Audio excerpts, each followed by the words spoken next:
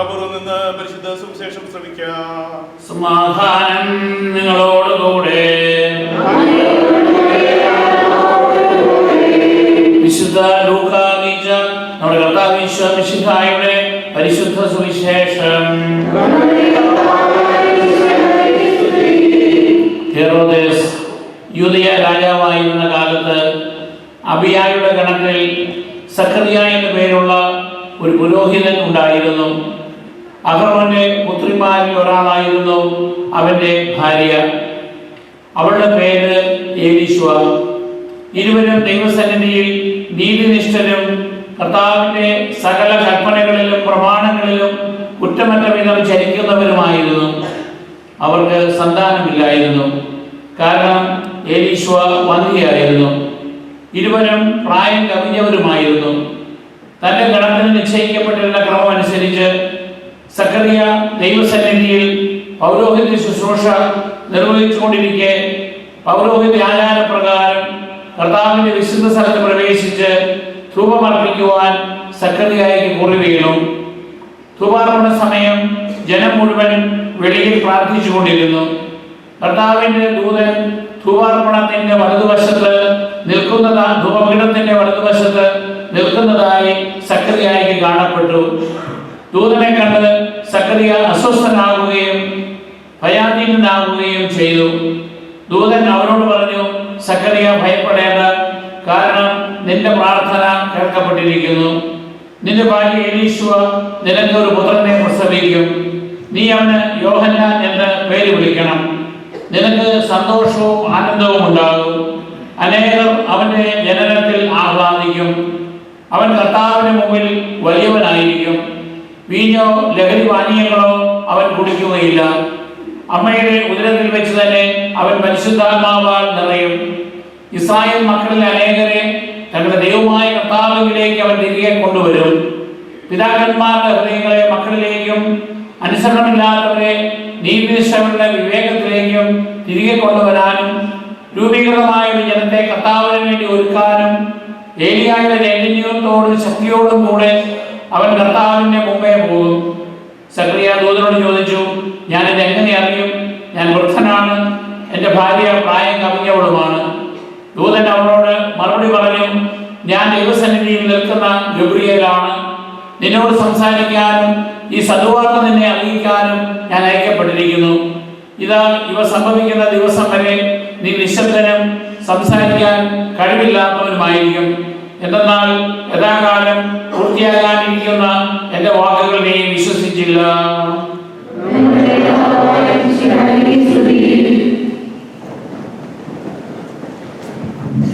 നമ്മൾ വിവിധ രീതിയിലുള്ള കലണ്ടറുകളുണ്ട്. പുതിയ വർഷത്തിൻ്റെ ആരംഭത്തിൽ നമ്മൾ ഹാപ്പി ന്യൂ ഇയർ എന്ന് പറയാറുണ്ട്. അതുപോലെ പറയാവുന്ന ഒരു ദിവസമാണ് ഇന്ന്. കാരണം ഒരു പുതിയ ആണ്ടിൻ്റെ പിറവി ദിവസമാണിന്ന്. അത് സഭാ പഞ്ചാംഗമാണ്, സഭാ കലണ്ടർ. നമ്മുടെ ലിറ്റർജിക്കൽ കലണ്ടർ അനുസരിച്ച് ഇന്ന് ആണ്ട് പിറവിയാണ്. അതായത് ഏതാണ്ട് 9 മാസമായിട്ട് അല്ലെങ്കിൽ 9 ഘട്ടമായിട്ട് ഈ കലണ്ടർ തിരിച്ചിരിക്കുന്നു. അതിലെ 1-ാമത്തെ മാസം അല്ലെങ്കിൽ 1-ാമത്തെ ഘട്ടമാണ് ഇന്ന് ആരംഭിക്കുക. പിന്നെ 2 തരത്തിലുള്ള പേര് പറയാറുണ്ട്. ഒന്ന് ആഗമനകാലം, അതായത് ഇസ്രായേൽ ജനം തങ്ങളുടെ രക്ഷകനായ ദൈവത്തിന്റെ വരവിന് വേണ്ടി പ്രതീക്ഷയോടെ കാത്തിരുന്ന, ആഗമനത്തിനായി കാത്തിരുന്ന ആ ഒരു ഒരുക്കത്തിന്റെ കാലഘട്ടം. മറ്റൊന്ന് മംഗളവാർത്താക്കാലം, അതായത് മംഗളകരമായ സന്തോഷകരമായ നിരാശയിൽ കഴിഞ്ഞിരിക്കുന്ന സമയത്ത് പ്രത്യാശ നൽകുന്ന സന്ദേശങ്ങളാണ് ഈ കാലഘട്ടത്തിൽ നമ്മൾ അനുസ്മരിക്കുക. അതിലൊന്നാണ് നമ്മൾ ഇന്ന് സുവിശേഷത്തിൽ വായിച്ചു കേട്ടത്. അതായത് മക്കളില്ലാതിരുന്ന, എന്നാൽ കർത്താവിന്റെ കൽപ്പനകൾ കുറ്റമറ്റ വിധം നീതിനിഷ്ഠയോടുകൂടി പാലിച്ചിരുന്ന സക്കറിയായും എലിസബത്തിനും ഒരു മകൻ ജനിക്കുമെന്നും അവൻ കർത്താവിന് മുമ്പിൽ വലിയവനായിരിക്കുമെന്നും അവൻ കർത്താവിന് മുന്നോടിയായിട്ട് വരുന്നവനാണെന്നുമുള്ള സദ്വാർത്തയാണ് നമ്മൾ ഇന്ന് ശ്രമിക്കുന്നത്. സക്കറിയ എന്ന് പറയുന്നത് അഹറോന്റെ വംശത്തിൽ നിന്ന് വന്ന ഒരു പുരോഹിതനായിരുന്നു. അവൻ അബിയായുടെ ഗണത്തിൽപ്പെട്ടവനായിരുന്നു എന്ന് പറയുന്നുണ്ട്. അതായത് പഴയ നിയമ കാലഘട്ടത്തിൽ രാജാക്കന്മാർ ദാവീദിന്റെ വംശത്തിൽ നിന്നാണ് വരുന്നത് എങ്കിൽ പ്രധാന പുരോഹിതന്മാർ വരുന്നത് അദ്ദേഹത്തിന്റെ മോശയുടെ സഹോദരനായിരുന്ന അഹറോന്റെ വംശത്തിൽ നിന്നാണ് വരിക. എന്നാൽ അഹറോന്റെ ഈ വംശത്തിൽ നിന്ന് വന്ന പുരോഹിതന്മാര് ദാവീദ് രാജാവിന്റെ കാലഘട്ടത്തിൽ തന്നെ ധാരാളം പേരുണ്ട്. അപ്പോൾ അവരെല്ലാവരുടെയും ശുശ്രൂഷ പ്രധാനപ്പെട്ട 3 തിരുനാളുകൾക്ക് മാത്രമേ ആവശ്യമുള്ളൂ. അതായത് പെസഹ തിരുനാള്, പെന്തക്കോസ്ത് തിരുനാള്, കൂടാര തിരുനാള്. അപ്പോൾ ബാക്കി അവസരങ്ങളിൽ അവര് ആരൊക്കെയാണ് ശുശ്രൂഷ ചെയ്യുന്നത് എന്നുള്ളത് നിശ്ചയിക്കുന്നതിന് വേണ്ടി ദാവീദ് രാജാവ് അവരെ 24 ഗണങ്ങളായി തിരിച്ചു. എന്നിട്ട് 2 ആഴ്ച ആണ്ടുവട്ടത്തിൽ അവർക്ക് ശുശ്രൂഷ ചെയ്യാം. അപ്പൊ 24 2 48 ബാക്കി വരുന്ന ആഴ്ചകളൊക്കെ പ്രധാനപ്പെട്ട ഈ 3 തിരുനാളിലെ അവസരങ്ങളാണ്. അപ്പോഴെല്ലാം പുരോഹിതന്മാർക്കും ശുശ്രൂഷ ചെയ്യാം. ഇനി ഈ 24-ലെ ഒരു ഗണത്തിൽപ്പെട്ടതാണ് അബിയായുടെ ഗണം. ഈ അബിയായുടെ ഗണത്തിൽ നിന്നാണ് സക്കറിയ വരിക. പക്ഷേ അവിടെ ഈ ഒരാഴ്ചയിൽ എല്ലാ പുരോഹിതന്മാരും ശുശ്രൂഷ ചെയ്യേണ്ട കാര്യമില്ല, ആ ഒരേ ഗണത്തിൽപ്പെട്ടവരാണെങ്കിൽ പോലും. അതുകൊണ്ടാണ് ആരാണ് ആ ആടുകളെയും കാളകളെയും ഒക്കെ രാവിലെയും വൈകുന്നേരവും ഒക്കെ ബലിയർപ്പിക്കേണ്ടത്, ആരാണ് ധൂപാർച്ചന നടത്തേണ്ടത് എന്നൊക്കെ നറുക്കെട്ടാണ് തീരുമാനിക്കുക. നറുക്കെടുക എന്ന് പറഞ്ഞാൽ അത് ദൈവനിയോഗമായിട്ട് തിരഞ്ഞെടുക്കപ്പെടുന്നവൻ എന്നുള്ള അർത്ഥത്തിലാണ്. ഉദാഹരണമായിട്ട് മത്യാസനെ തിരഞ്ഞെടുക്കുന്നത് നറുക്കെട്ടാണ്. അപ്പൊ അതുപോലെ ഇവിടെ നറുക്കെട്ട്, അപ്പൊ അതായത് ദൈവപരിപാലനയിൽ ഇവിടെ അഹറോൻ സക്കറിയ തിരഞ്ഞെടുക്കപ്പെടുകയാണ് അവിടെ ധൂപാർച്ചന നടത്താൻ വേണ്ടി. അപ്പൊ അവിടെ ദേവാലയത്തിൽ അന്നത്തെ ദാവീദിന്റെ കാലഘട്ടത്തിൽ ദേവാലയമായില്ല. കർത്താവിന്റെ ആ വലിയ സമാഗമ കൂടാരത്തിന് പല ഘട്ടങ്ങളുണ്ട്, അതിവിശുദ്ധ സ്ഥലമുണ്ട്. അവിടെ പ്രധാന പുരോഹിതൻ ഡേ ഓഫ് അറ്റോൺമെന്റിന്റെ പാപപരിഹാര ദിനത്തില് ആണ്ടിലൊരിക്കൽ മാത്രം ആടിന്റെ രക്തവുമായിട്ട് അവിടെ പ്രവേശിച്ച് തന്റെയും ദൈവജനത്തിന്റെയും പാപങ്ങൾക്ക് പരിഹാരമായിട്ട് ബലിപീഠത്തിൽ കൊണ്ടുവന്ന് അർച്ചന നടത്തുന്ന ദിവസമാണ്. എന്നാൽ മറ്റു ദിവസങ്ങളിൽ അതിവിശുദ്ധ സ്ഥലം കൂടാതെ വിശുദ്ധ സ്ഥലമുണ്ട്. അവിടെയാണ് 4 മെനോറകൾ, 7 തീനാളുകളുള്ള 4 മെനോറകൾ വെക്കുന്നത്. അതുപോലെ തന്നെ തിരുസാന്നിധ്യത്തിന്റെ അപ്പം, ആടിനെയും കാളകളെയും ഒക്കെ ബലിയർപ്പിക്കുന്ന ബലിപീഠം, അതുപോലെ തന്നെ ധൂപാർപ്പണ പീഠം ഒക്കെ ഉള്ളത്. അതിൽ ഈ ധൂപാർപ്പണ പീഠത്തില് സക്കറിയ വന്ന് ധൂപാർച്ചന നടത്തുന്ന അവസരത്തിലാണ് ഈ ഗബ്രിയേൽ മാലാഖ പ്രത്യക്ഷപ്പെടുക. അപ്രതീക്ഷിതമായ ഒരു മാലാഖ, ഒരു ദൈവദൂതൻ പ്രത്യക്ഷപ്പെട്ടപ്പോൾ അദ്ദേഹം ഭയചകിതനായി. എന്തുകൊണ്ടാണ് ഈ ദൂതൻ പ്രത്യക്ഷപ്പെടുന്നത്? താൻ എന്തെങ്കിലും തെറ്റ് ചെയ്തോ? ഇത് അങ്ങനെ ഭയപ്പെട്ട സമയത്താണ് ദൂതൻ പറയുന്നത്, നീ ഭയപ്പെടേണ്ട, ഒരു സദ്വാർത്ത ഞാൻ നിന്നെ അറിയിക്കുകയാണ്. അങ്ങനെ അവിടെ ദൈവത്തിന് മുമ്പിൽ നീതിനിഷ്ഠനായിരുന്ന ദൈവകൽപ്പനകൾ പാലിച്ചിരുന്ന അദ്ദേഹത്തിനോട് പറയുകയാണ്, നിനക്ക് പുത്രൻ ജനിക്കും, അവന് നീ യോഹന്നാൻ എന്ന് പേര് നൽകണം. ഇപ്പം സാധാരണ രീതിയിൽ മക്കൾക്ക് പേരിടുവാനുള്ള അവകാശം പിതാവിനാണ് അല്ലെങ്കിൽ അമ്മയ്ക്കാണ്. പിതാവ് പേരിടുക എന്ന് പറഞ്ഞാൽ അവനെ ഞാൻ സ്വന്തമാക്കിയിരിക്കുന്നു, ഇത് എൻ്റെ സ്വന്തം മകനാണ് എന്ന് അംഗീകരിക്കുന്നതിന്റെ ഭാഗമായിട്ടാണ് പഴയ നിയമകാലത്ത് കണക്കാക്കുക. അതുപോലെ ഇവിടെ ഇവൻ നിനക്ക് ജനിക്കുവാനിരിക്കുന്ന പുത്രൻ, അവന് ഞാനാണ് പേരിടുന്നത് എന്ന് പറയുമ്പോൾ ദൈവത്തിന്റെ പ്രത്യേകമായി തിരഞ്ഞെടുക്കപ്പെട്ട മകനാണ് യോഹന്നാൻ. അതുപോലെയാണ് ആദ്യത്തെ ലേഖനത്തെ പഴയ നിയമത്തിൽ നാം വായിച്ചു കേട്ടത്. അവിടെ അബ്രാഹാമിന് ജനിക്കുവാനിരിക്കുന്ന മകന് ദൈവമിടുന്ന പേരാണ് ഇസ്ഹാക്ക്.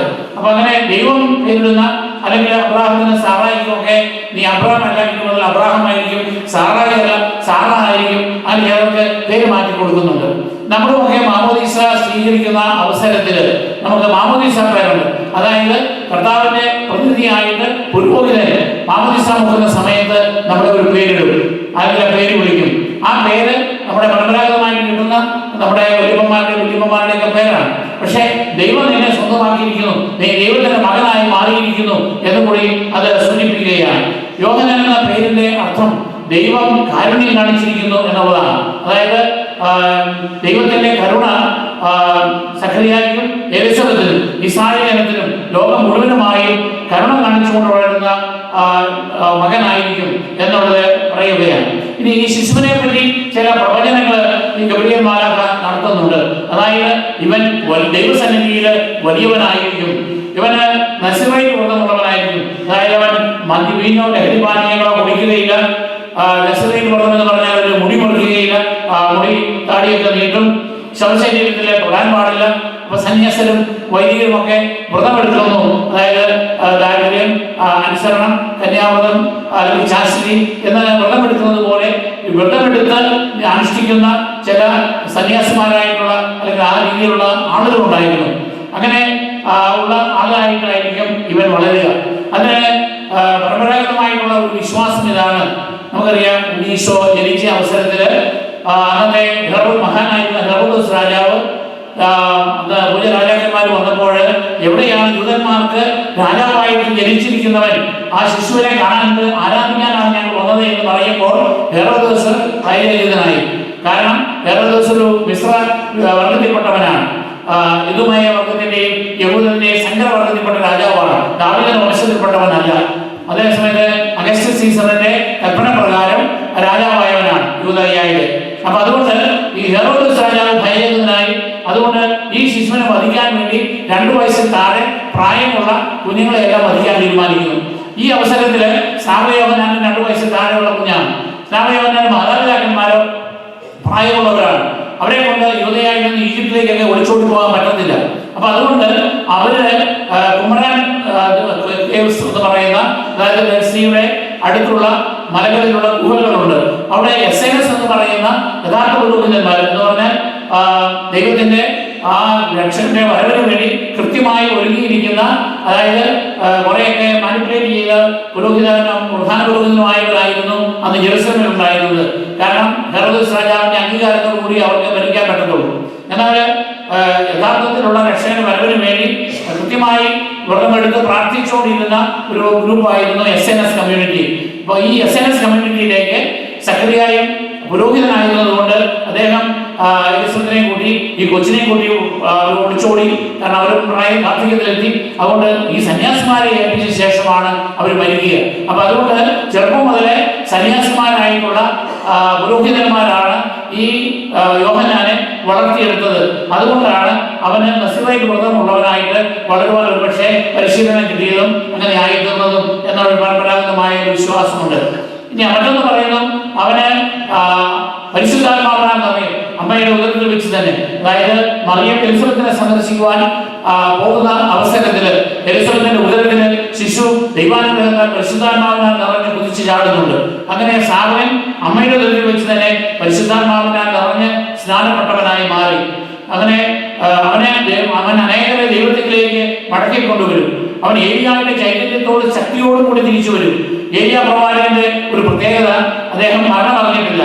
എലീശുവായുടെ കാണെ ഏലിയ ഒരു അഗ്നിരഥത്തിന് സ്വർഗത്തിലേക്ക് എടുക്കപ്പെടുകയാണ് ചെയ്തത്. അതുകൊണ്ട് ഏലിയ മരിച്ചിട്ടില്ല, ഏലിയ സ്വർഗത്തിൽ ജീവിക്കുകയാണ്. ആ ഏലിയ രക്ഷകന്റെ വരവിന് മുന്നോടിയായി വീണ്ടും തിരിച്ചു വരുമെന്നുള്ള യഹൂദ വിശ്വാസമുണ്ട്. ആ വിശ്വാസപ്രകാരമാണ് അവര് പെസഹ ആചരിക്കുന്ന അവസരത്തില് പെസഹായ്ക്ക് സെറ്റപ്പ് ചെയ്യുന്ന ടേബിളില് 4 കപ്പ് വീഞ്ഞ് കരുതുന്നത് കൂടാതെ 1 കപ്പ് വീഞ്ഞ് ഏലിയായ്ക്ക് വേണ്ടി കരുതി വയ്ക്കും. ഏലിയായ്ക്ക് വേണ്ടി ഒരു കസേര ഒരുക്കിയിരിക്കും. ഏലിയ വരുന്നതിന് പ്രതീകമായിട്ട് അവര് അടച്ചിരിക്കുന്ന വാതില് തുറന്ന് അടയ്ക്കും. കാരണം ആത്മീയമായിട്ട് ഏലിയ വരുന്നു. കാരണം രക്ഷകന്റെ വരവിന് മുന്നോടിയായിട്ട് ഏലിയ വരണം. എന്നാൽ ഏലിയ വരുമെന്നുള്ളതല്ല, ഏലിയായുടെ ചൈതന്യത്തോടും ശക്തിയോടും കൂടി ആയിരിക്കും ഈ യോഹന്നാൻ വരിക.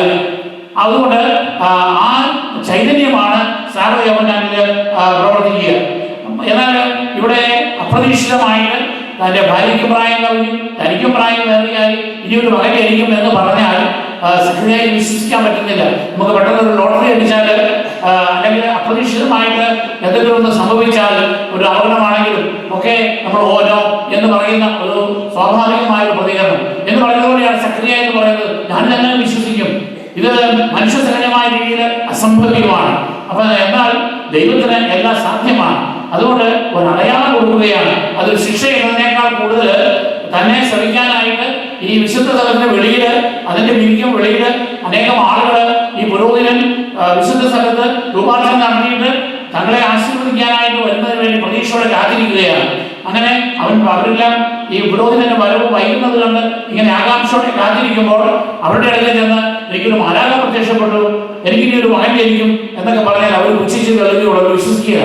അതേസമയത്ത് ഇവർ പറയാൻ ശ്രമിക്കുമ്പോൾ ഇവരൊന്നും പറയാൻ പറ്റുന്നില്ല, എഴുതി കാണിക്കാനേ പറ്റത്തുള്ളൂ. അങ്ങനെ ഒരു കാര്യം വരുമ്പോൾ ആ ജനം വിശ്വസിക്കുന്നു. അതുകൊണ്ട് തന്നെ അവന്റെ ഭാര്യയായ എലീശുവായി അവനെ വിശ്വസിക്കുന്നു. അപ്പൊ അതുകൊണ്ട് ഈ കുഞ്ഞിനെ പേരിടുന്നത് വരെ അവൻ മൂകനായിരുന്നു. പക്ഷെ അത് ഒരു വലിയ അടയാളമായിട്ട് നൽകപ്പെടുകയായിരുന്നു. അപ്പൊ അതുകൊണ്ട് അത് പിന്നീട് മാലാഖ പറഞ്ഞതുപോലെ തന്നെ സംഭവിക്കുകയും ചെയ്യുന്നു. ഇവിടെ നമ്മളെ സംബന്ധിച്ചിടത്തോളം നമ്മൾ കാണുന്നത്, ഒന്ന് നമുക്ക് സക്രിയയുടെയും എലീശുവായുടെയും ജീവിതത്തെ കുറിച്ച് നമ്മൾ കാണുമ്പോൾ അവർക്ക് വളരെയേറെ നിരാശ ഉണ്ടാകാം. അവർക്ക് വേണമെങ്കിൽ ദൈവത്തെ തള്ളി പറയാം. സക്രിയയ്ക്ക് വേണമെങ്കിൽ അന്നത്തെ നിയമം അനുസരിച്ച് ഒരു സന്താനം ഉണ്ടാകുക എന്ന് പറയുന്നത് അവരെ സംബന്ധിച്ചിടത്തോളം അവരുടെ സമ്പത്തിന് അവകാശം ഉണ്ടാകുന്നു. അവരുടെ ഒരു പിൻതലമുറയായിട്ട് അവരെ അനുസ്മരിക്കുന്ന ഒരു തലമുറ ഉണ്ടാകുന്നു. അതുകൊണ്ട് നഷ്ടപ്പെടുക എന്ന് പറയുന്നത് അവർക്ക് ദൈവത്തിന്റെ കോപമായിട്ടോ ശിക്ഷയായിട്ടോ ഒക്കെ കണക്കാക്കിയിരുന്നു. അങ്ങനെയുണ്ടെങ്കിൽ ഈ ഭാര്യയെ ഉപേക്ഷിച്ചിട്ട് വേറൊരു ഭാര്യയെ സ്വീകരിക്കുവാനുള്ള അവകാശമുണ്ട്. എങ്കിൽ പോലും സക്കറിയ എലിസബത്തിനെ ഉപേക്ഷിക്കുന്നില്ല. അവർ രണ്ടുപേരും വളരെ നീതിനിഷ്ഠമായ രീതിയിൽ ദൈവത്തിന്റെ കൽപ്പനകൾ പാലിച്ചുകൊണ്ട് പ്രത്യാശയോടുകൂടി ജീവിക്കുകയാണ്. ചില സമയത്ത് നമുക്കുമൊക്കെ വളരെയേറെ നിരാശ ഉണ്ടാകും. ഞാൻ ദൈവത്തിന്റെ പ്രമാണങ്ങളും കൽപ്പനകളും ഒക്കെ പാലിക്കുമ്പോഴും എന്റെ ജീവിതത്തിൽ ദുരിതങ്ങൾ ഉണ്ടാകുന്നു. ഞാൻ പ്രതീക്ഷിക്കുന്ന സമയത്ത് ഒന്നും നടക്കുന്നില്ല. എങ്കിലും ദൈവത്തിൽ നമ്മളെ സംബന്ധിച്ച് ഒരു പദ്ധതിയുണ്ട്. അതുകൊണ്ട് നമ്മൾ നിരാശനാകുകയല്ല വേണ്ടത്. മറ്റുള്ള ആളുകൾ സക്കറിയായെയും എലിസബത്തിനെയും അധിക്ഷേപിക്കും, പരിഹസിക്കും. നിങ്ങളുടെ ഇത്രയും കൽപ്പനയൊക്കെ പാലിച്ച് നടന്നു, പക്ഷേ എന്നാ പ്രയോജനം? ദൈവം നിങ്ങളെ പരിഗണിക്കുന്നില്ല.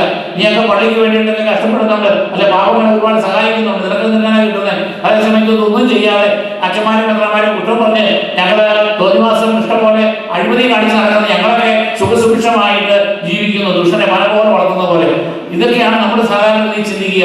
എന്നാൽ ദൈവത്തിനൊരു പദ്ധതിയുണ്ട് നമ്മളെ സംബന്ധിച്ച്. അതിലൊരു പരീക്ഷണത്തിൻ്റെതായ ഘട്ടനമുണ്ട്. ദൈവം നിശ്ചയിക്കുന്ന സമയത്ത് ദൈവം അനുഗ്രഹം നമുക്ക് നൽകും. ഈ ലോകത്തിലോ അല്ലെങ്കിൽ വരുവാനിരിക്കുന്ന കാലഘട്ടത്തിലോ. അതുകൊണ്ട് മറ്റുള്ളവരെ വിധിക്കുവാനോ പരിഹസിക്കുവാനോ നമുക്ക് ആവശ്യമില്ല, നമുക്ക് അവകാശമില്ല. മറ്റൊന്ന് മാതാപിതാക്കന്മാരുടെ സുഹൃതമാണ്. പഴയ നിയമത്തില് പറയുന്നുണ്ട്, അതായത് ദൈവത്തിന്റെ ധിക്കരിച്ചാൽ 4 തലമുറകളോളം ശിക്ഷിക്കുന്നവനാണ് ദൈവം. അതുപോലെ തന്നെ നല്ല രീതിയിൽ നമ്മൾ ജീവിക്കുകയാണെങ്കിൽ 4 തലമുറകളോളം ദൈവത്തിന്റെ അനുഗ്രഹം അവരുടെ സന്താന പരമ്പരകൾക്ക് ഉണ്ടാകും. ഇവിടെ യോഹന്നാൻ തിരഞ്ഞെടുക്കപ്പെട്ടത് യോഹന്നാന്റെ കഴിവുകൊണ്ടല്ല, മറിച്ച് യോഹന്നാന്റെ മാതാപിതാക്കന്മാരുടെ സുഹൃതം കൊണ്ടാണ്. അതുപോലെ തന്നെ നമ്മൾ സുഹൃതമായി നമ്മൾ ജീവിക്കുമ്പോൾ നമ്മളുടെ സന്താന പരമ്പരകൾക്ക് അതിന്റെ കൃപ ലഭിക്കും. ഇന്ന് നമ്മളത് ആയിരിക്കുന്നു, അതിന്റെ സുഹൃതം നമ്മുടെ മാതാപിതാക്കന്മാർ ചെയ്ത സുഹൃതമാണ്. നമ്മുടെ വല്യമ്മമാരും നമ്മളെ പ്രതി ചെയ്ത കരുതലുകളും അവർ ചെയ്ത കാരുണ്യ പ്രവർത്തികളുടെയും അവരുടെ വിശ്വാസത്തിന്റെയും ഫലമാണ് നമ്മളായിരിക്കുന്നത്. അതുപോലെ തന്നെ നമ്മുടെ കുഞ്ഞുങ്ങൾക്ക് വേണ്ടിയും നമ്മൾ വിശുദ്ധമായിട്ട് മാതൃകാപരമായിട്ട് ജീവിക്കുവാനായിട്ട് നമ്മൾ ഒരുങ്ങേണ്ടതാണ്. അതുപോലെ തന്നെ നമ്മുടെ ഈ ആഗമന കാലത്ത് നമ്മൾ കർത്താവിന്റെ 2ാമത്തെ വരവിന് വേണ്ടി പ്രതീക്ഷയോടെ കാത്തിരിക്കുകയാണ്. അതുകൊണ്ട് ഭൗതികമായ ലോകം ആഘോഷങ്ങളൊക്കെ നടത്തും. ബിസിനസ്സുകാരൊക്കെ പലതരത്തിലുള്ള ആർഭാടങ്ങൾക്ക് വേണ്ടിയിട്ട് നമ്മളെ പ്രോത്സാഹിപ്പിക്കും. ഭൗതികമായ ഒരുക്കങ്ങളൊക്കെ ആകാമെങ്കിലും ആരാധനാക്രമത്തിന്റെ ചൈതന്യം അനുസരിച്ചുകൊണ്ട് ആത്മീയമായി കർത്താവിന്റെ ഈ പുറവിലെല്ലാം ആഘോഷിക്കുവാനും കർത്താവിന്റെ 2ാമത്തെ വരവിനായിട്ട് നമുക്ക് ഒരുങ്ങാം.